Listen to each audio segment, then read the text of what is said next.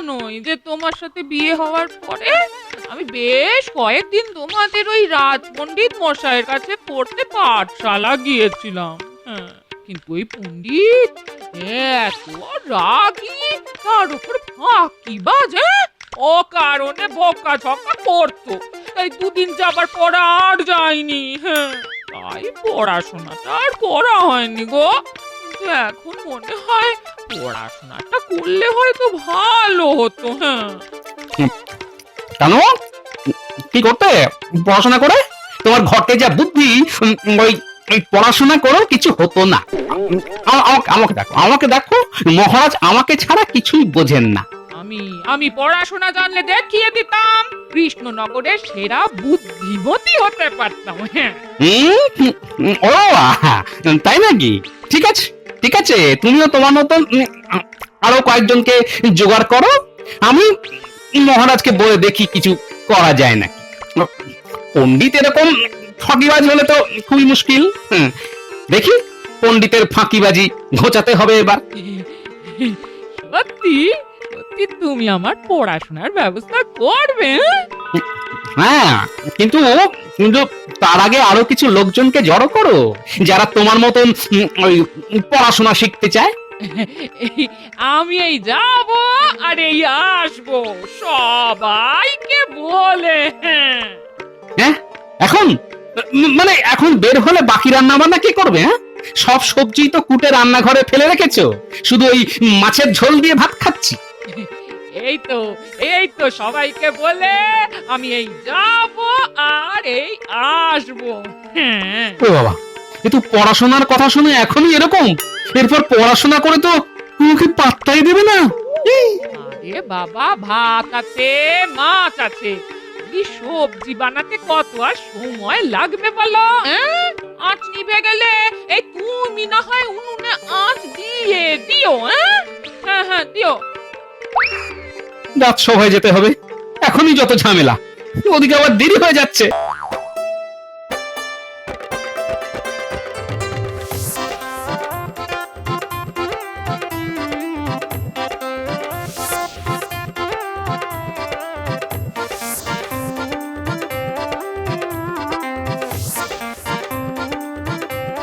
গোপাল দাদা, আমরা সবাই পড়াশোনা করতে চাই, নইলে সবাই আমাদের পথে ঘাটে ঠকিয়ে দেবে। দেখো গোপাল দাদা, আমি এতদিন দোকান চালাচ্ছি, কে কখন আমাকে ঠকিয়ে আমার কাছ থেকে মিষ্টি নিয়ে চলে যাবে বুঝতেও পারবো না। তাই তাই আমিও পাঠশালায় পড়তে চাই। গোপাল দাদা, আমি তো অন্যের জমিতে চাষ করি, মালিক কখন আমাকে হিসেবে কম পয়সা দেয়, কখনো বেশি দেয়, বুঝতেই পারি না। আমি পড়তে চাই।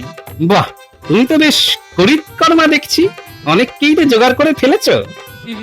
না তো কি, তোমার সাথে থেকে থেকে সঙ্গ দোষে আমি অনেক কিছুই শিখেছি। হ্যাঁ, এবারে পড়াশোনাটা করে আরো শিখবো। ঠিক আছে, আমি এক্ষুনি রাজসভায় যাচ্ছি, মহারাজকে গিয়ে বলছি যাতে উনি তোমাদের সকলের পড়াশোনার একটা ব্যবস্থা করে দেন। কি সবাই খুশি তো? খুব খুশি। মহারাজ, আজকে কিন্তু একটা বিহিত করতেই হবে। সবার জন্য এক আইন হওয়া দরকার। গোপাল রোজ রোজ দেরি করে আসবে আর আপনি কিছু বলবেন না, এটা চলতে পারে না। হ্যাঁ মহারাজ, গ্রহের চাকা ঘুরছে কিন্তু গোপালের পা যেন রাজসভার দিকে আসতেই চায় না। আর অপেক্ষা করতে হবে না, আমি চলে এসেছি, আপনাদের অপেক্ষার অবসান। না না না না গোপাল, এটা কিন্তু একেবারে উচিত নয়। তুমি রোজ রোজ দেরি করে রাজসভায় ঢুকছো, সবাই তোমার নামে নিন্দে করছে, ছিছি করছে। মহারাজ, গোপালের পায়ে বেড়ি লাগিয়ে দিন না, রাজসভা থেকে যেতেও পারবে না, দেরি করে আসতেও পারবে না। রোজ রোজ গোপাল করে রাজসভায় আসতে দেরি, তাই এবার পড়ানো উচিত গোপালের পায়ে বেড়ি। অত হাসার মতন কিছু হয়নি মহারাজ, আমি একটা প্রস্তাব নিয়ে এসেছি। একটা ছোটখাটো বৈঠক সেরে তারপরে রাজসভায় এলাম মহারাজ। বৈঠক? কিসের বৈঠক? আমাদের বাড়িতে একটু আগে ওই পুটির বাবা, মা, ভোলা অনেকে এসেছিল মহারাজ। আমার গিন্নি পড়াশোনা করতে চায়, শিখতে চায়, আর তার সাথে ওরাও। বাহ বাহ বাহ, পড়তে চায় তো বেশ ভালো, তা পড়ুক না পড়ুক। তাই মহারাজ, আপনি যদি ওদের পড়াশোনার বন্দোবস্ত করে দেন তাহলে খুব ভালো হয়। বেশ বেশ, রাজপণ্ডিত বলুন মহারাজ। শোনো, রাজসভা শেষ হলে তুমি আমার ঘরে আসবে, তোমার সাথে এই বিষয়ে আমি আলোচনা করব। যথা আজ্ঞা মহারাজ। এমনিতেই কয়েকটা দামাল ছেলে মেয়েকে সামলাতে আমি পাগল হয়ে যাচ্ছি, তার উপর আবার নতুন ঝামেলা। মহারাজ, সব কিছুই তো হলো, কিন্তু গোপালের শাস্তির ব্যাপারটা। রাখো তো তোমার শাস্তি। গোপাল এত ভালো একটা প্রস্তাব নিয়ে এসেছে, এখন এটা নিয়ে ভাবো। বাবা রে বাবা, তোল্লাই দিয়ে দিয়ে মহারাজ গোপালকে একবারে তাল গাছে তুলে দিয়েছে। তাহলে আজকে রাজসভা এখানেই সমাপ্ত হলো। পণ্ডিত, তোমার তো আবার এখন পাঠশালায় যেতে হবে। হ্যাঁ মহারাজ। হ্যাঁ, তাহলে তুমি বরং পাঠশালাতেই যাও।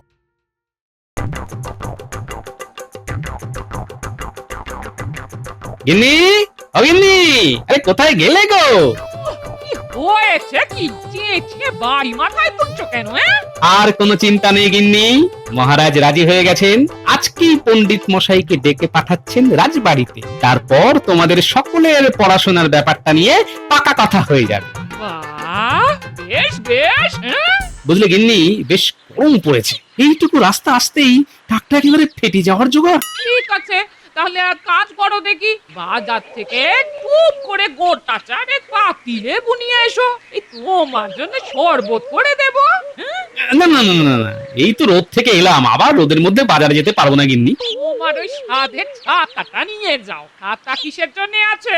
বিশ্রাম করার জন্য। উফ, বাপ রে বাপ, তোমার সাথে কথাই আমি পারবো না। যাচ্ছি যাচ্ছি।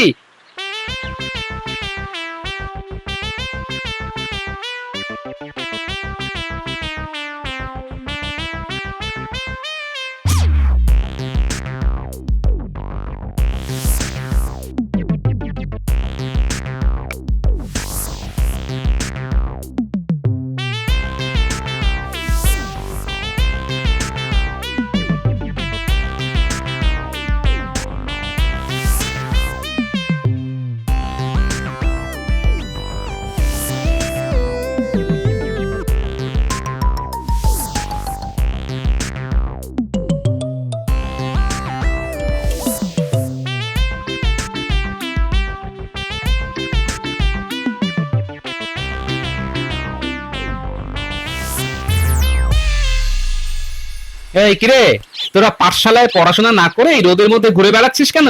আমরা পড়াশোনা করেই ফিরছি দাদু, আমাদের পণ্ডিত মশাই ছুটি দিয়ে দিল। হ্যাঁ, বলিস কি রে, এত তাড়াতাড়ি ছুটি? মিথ্যে কথা বলছিস না তো? না না দাদু, কি যে বলো, আমরা তোমাকে মিথ্যে কথা কেন বলতে যাব? দাদু, তুমি একটা কথা জানো? কি কথা? জানো দাদু, আমাদের পণ্ডিত মশাই রোজ এই সময় ছুটি দিয়ে দেন। সে কি রে, এ তো রীতিমতো ফাঁকিবাজি। না, ব্যাপারটা অনুসন্ধান করে দেখতে হচ্ছে তো।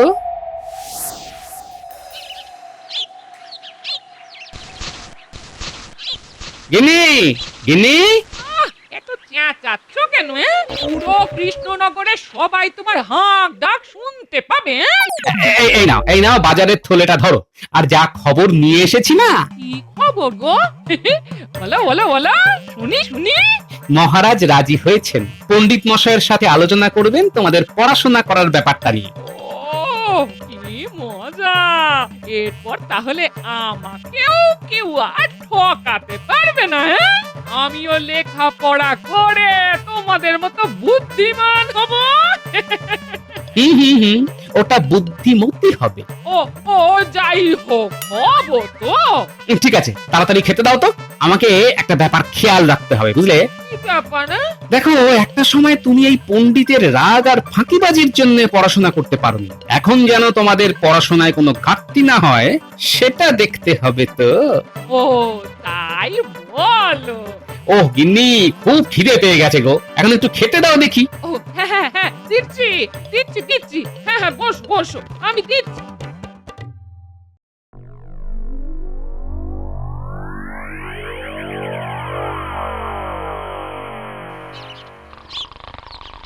তিন একে তিন, তিন দুগুণ ভাই অনেক পড়াশোনা হয়েছে। আমরা রোজ তোতা পাখির মতো অকারণে বকে যাই, আর পণ্ডিত মশাই তো ঘুমিয়ে থাকেন। ঠিক বলেছিস। আরে ঠিক আছে, চল তাহলে আমরা বাইরে গিয়ে খেলি। না না, পণ্ডিত মশাই জেগে গেলে মুশকিল হবে, তার চেয়ে বরং এখানেই গুনগুন কর। হ্যাঁ, ঠিক বলেছিস। আমি যদি মহারাজকে এই কথাগুলো বলি তাহলে মহারাজ বিশ্বাস করবেন না, কিন্তু যে করেই হোক মহারাজকে ব্যাপারটা তো দেখাতে হবে। এই ফাঁকিবাজ পণ্ডিতকে জব্দ করতেই হবে, নইলে সবার ভবিষ্যৎ একেবারে অন্ধকার হয়ে যাবে।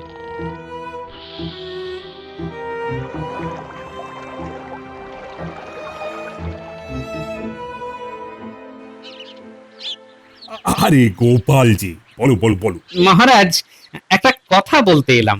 এই বলোই না, বলো। বলছি, আপনি আমাদের পণ্ডিত মশাইকে ওই কথাটা বলেছেন তো? হ্যাঁ, বলেছি বই কি, আর পণ্ডিতকে রাজিও করেছি। ওই আগামী পরশুদিন থেকে তোমার বউ আর অন্য ইচ্ছুক মহিলাদের আসতে বলো। যথা আজ্ঞা মহারাজ। তবে আমি বলি কি, শুভ কাজে দেরি করে কি লাভ আছে মহারাজ? কাল থেকেই যাক না ওরা। হ্যাঁ, আগামীকাল থেকে? ঠিক আছে, কিন্তু পণ্ডিতকে তো কথাটা বলতে হবে। থাক না মহারাজ, উনি তো কাল আসবেন পাঠশালায়, একেবারে আপনি আমাদের সাথে গিয়ে দেখে নেবেন, মানে মনের কথা বলে নেবেন সব। ঠিক আছে গোপাল, তবে তাই হোক। তুমি সবাইকে নিয়ে সকালবেলায় পাঠশালায় চলে এসো, আমিও চলে যাব, আর তখনই না হয় একেবারে পণ্ডিতকেও বলে দেবো। ধন্যবাদ মহারাজ, ধন্যবাদ। পণ্ডিত মশাই, এবার তো খেলা শুরু হলো, আপনার ফাঁকিবাজি এবার একেবারে ঘুচে যাবে।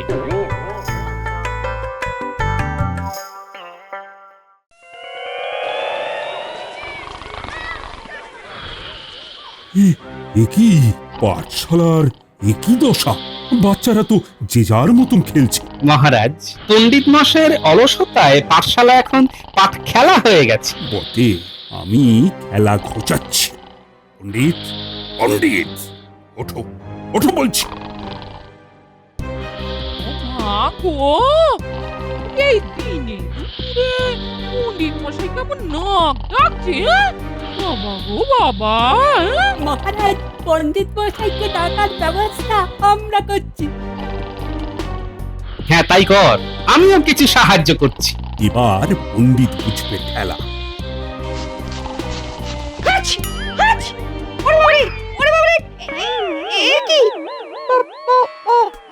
মহারাজ, আপনি এখানে? হ্যাঁ, আমি। দেখলেন মহারাজ, এই কারণে আমি পণ্ডিত মশাইকে আগে থেকে জানিয়ে আসতে বারণ করেছিলাম। ঠিকই করেছ গোপাল, নইলে পণ্ডিতের এই ফাঁকিবাজি আমি চাক্ষুষ দেখতে পেতাম না। একে বা সরিয়ে মনে হচ্ছে নতুন পণ্ডিত আনতে হবে। ও মহারাজ, ও মহারাজ, আপনি আমার মা বাপ, এরকম করবেন না, মরে যাব। শোনো, তুমি অনেক দিন ধরেই ফাঁকিবাজি করছো, মাঝে মাঝে আমার কানেও আসে, কিন্তু আমি অত গায়ে মাখিনি। এবার যখন মহারাজ একেবারে বুঝেই গেলেন, তখন পণ্ডিতকে উপযুক্ত শাস্তিটা দিয়েই দিন। ও মহারাজ, আমাকে কি শাস্তি দেবেন? শোনো পণ্ডিত, আজকে থেকে তোমার কাছে এই নারীরা পড়বে। তারা ছোটবেলা উপযুক্ত শিক্ষা পায়নি বলে আজকে সমাজে অনেক জায়গায় ঠকে যায়। তাই এবার তোমার দায়িত্ব হচ্ছে বাচ্চাদের পাশাপাশি এদেরকেও ভালোভাবে পড়ানো। শুধু পুঁথিগত শিক্ষা নয়, তার সাথে সামাজিক শিক্ষায়ও যেন সবাই শিক্ষিত হয়ে উঠতে পারে। যথাজ্ঞা মহারাজ, আপনি যেরকম করবেন সেরকমই হবে। ওমা, তুমিও আমাদের সঙ্গে পড়বে? হ্যাঁ রে মা, আমরা তোদের সাথে পড়াশোনা করব। তুমিও আমাদের সাথে পড়বে দিদা? হ্যাঁ, আমিও পড়বো। হ্যাঁ, তারপরে সবার মধ্যে প্রতিযোগিতা হবে। হ্যাঁ, তবে প্রতিযোগিতা নয়, মূল্যায়ন। শোনো পণ্ডিত, বলুন মহারাজ। আমি 1 মাস পরে তোমার বিদ্যার্থীদের একটা পরীক্ষা নেব। কেউ যদি কিচ্ছু না বলতে পারে তাহলে সেদিনই তোমার শেষ দিন। পড়াশোনা শেখানোর নামে আমি তোমার ঘুচিয়ে দেব। আর তোমরাও সবাই শোনো, ওই মূল্যায়নে যে প্রথম হবে তাকে আমি কৃষ্ণনগরের সেরা বিদ্যার্থী পুরস্কারে ভূষিত করব, আর সাথে উপহার হিসেবে পাবে 200 মোহর। যথাজ্ঞা মহারাজ। তাহলে তোমরা পড়াশোনা শুরু করে দাও, আর আমরা এগোই। হ্যাঁ মহারাজ, চলুন।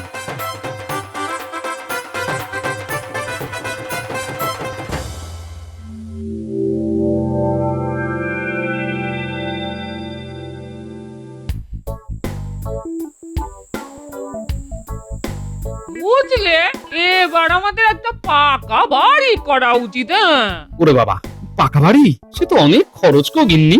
আমি জানি তোমার 1 মাসের বেতন দিয়ে হবে না, কিন্তু তুমি যদি প্রত্যেক মাসে বেতন পাওয়ার সাথে সাথে এই কিছু কিছু করে ইট সুরকি কিনে রাখো, তাহলে কয়েক বছরের মধ্যেই আমাদের পাকা বাড়ি বানানো হয়ে যাবে। হ্যাঁ, বাহ, এই বুদ্ধিটা তো তুমি ভালোই দিয়েছো গিন্নি। আর হ্যাঁ শোনো, কালকে না পাকা রুই মাছ কিনবো, আমাকে সকালে কিছু পয়সা দিয়ে রেখো তো। হ্যাঁ? না না, আমি বাজার থেকে এনে দেবো, তোমাকে ওই মাছওয়ালা ঠকিয়ে দেবে, বুঝলে?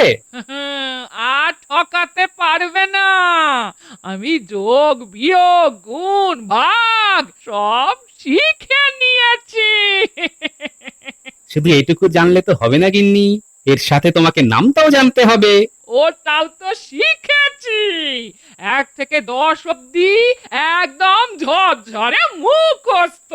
কালকে আমি না এই 11 থেকে 20 মুখস্থ করব। হ্যাঁ, আচ্ছা ঠিক আছে, বলো তো 7 9 কত হয়? এই 7 9 63, 8 9 72, 9 9 81, 9 10 90।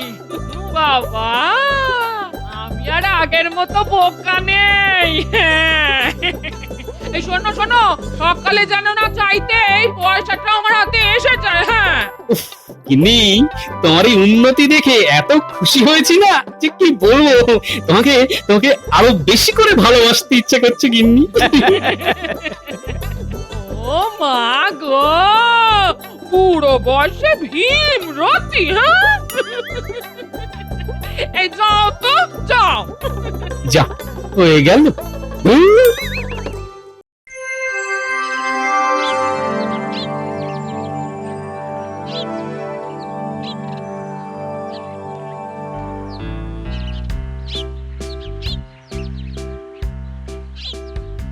আজ আমার শিক্ষার 1 মাস হয়েছে। আজকে তাই মহারাজ সকলের একটা মৌখিক পরীক্ষা নেবেন। এবার আমি দেখতে চাই পণ্ডিত তোমাদের মনোযোগ দিয়ে পড়িয়েছে না আগের মতোই ফাঁকিবাজি করেছে।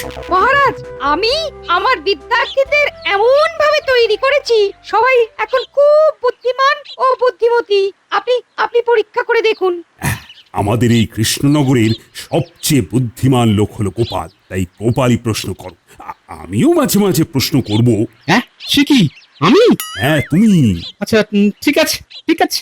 আচ্ছা বলতো গুলটে, একটা গাছের ডালে 2টো পাখি ছিল, আরো 5টা পাখি এসে বসলো, এখন ওই গাছে মোট কটা পাখি আছে? খুব সোজা, 2 যোগ 5, মোট 7টা পাখি আছে। সঠিক উত্তর। আচ্ছা এবার ভোলা বলো তো, ওই ডালে 7টা পাখির মধ্যে একটা পাখিকে উদ্দেশ্য করে একটা বাঁদর একটা আম ছুঁড়ে মারলে গাছে কটা পাখি থাকবে? খুব সোজা, 6টা পাখি থাকবে। ভুল হয়ে গেল। মহারাজ, আমি বলবো। হ্যাঁ বলো বলো। ওই গাছে একটাও পাখি থাকবে না, কারণ ভয়ে সব পাখি উড়ে যাবে। সাবাস সাবাস, বেশ বুদ্ধির সাথে উত্তর দিয়েছো। আচ্ছা এবার বলো তো, একটা চৌবাচ্চায় 10টা মাছ ছিল, তার মধ্যে 3টে মাছ মরে গেলে কটা মাছ থাকবে? এই 10টাই থাকবে, কারণ মরা হলেও মাছ তো। অসাধারণ অসাধারণ। বাহ, ভালো উত্তর দিচ্ছ তো। আর তুই বলতো, সূর্য আর পৃথিবীর মধ্যে কে কার চারদিকে ঘোরে? পৃথিবী সূর্যের চারিদিকে ঘোরে। কোন দিক থেকে কোন দিকে ঘোরে? কোন দিকে ঘোরে তো জানি না। পশ্চিম থেকে পূর্ব দিকে ঘোরে। হ্যাঁ, বাহ বাহ বাহ, চমৎকার চমৎকার, অসাধারণ। বাবা, দিদি তুমি তো সব টপ উত্তর দিচ্ছ। হিংসে করো না, হিংসে করো না, তোমার হিংসে আমার আশীর্বাদ। আচ্ছা হিংসার আরেক মানে তো ঈর্ষা, এই ঈর্ষার বানান বলো তো পুঁটির মা। হস্যই দন্ত স রেফ আকার। হ্যাঁ, আরে না না, ওটা দীর্ঘই আর মূর্ধন্য স রে আকার হবে। হ্যাঁ, একদম ঠিক। গোপাল বউ দুরন্ত জবাব দিচ্ছে। আচ্ছা এবার পুঁটির বাবা বলো তো, জলের অপর নাম কি? জলের অপর নাম জীবন। সঠিক উত্তর।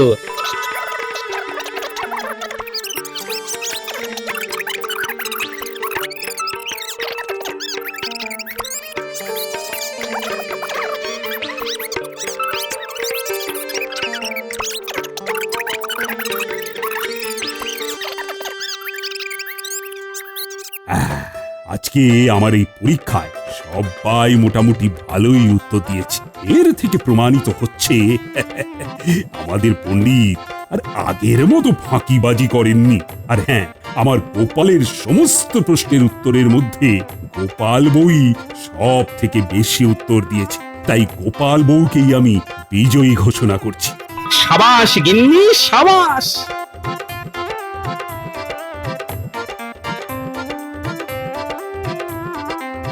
আমি সগৌরবে এই 200 মোহর গোপাল বউয়ের হাতে তুলে দিলাম।